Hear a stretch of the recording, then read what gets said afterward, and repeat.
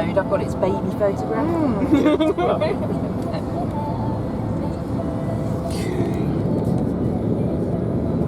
Because it does look very different to the one that's to its left. Because that's sort of looking a bit flatter. Squished out. Yeah. And if it did explode, would it potentially cut out the others, or would they?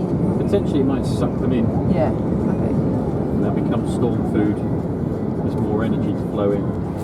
So what you want it to do is sort of isolate itself, so it bust and isolate itself by swallowing what's around it, and then get a chance to go into supercell. It's definitely getting fatter as well now. Yeah. It's taller.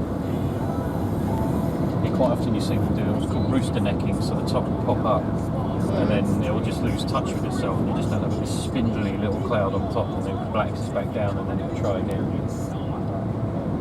Yeah, because there's a few around it trying to do stuff, but it's the winner at the minute. Somebody watching it? Yeah. I'm going to stop at Ulysses just to just watch it for a bit, just to see what it does. It ain't moving anyway, it's just kind of sat there, going up and down like a, it's not one of the top sparks.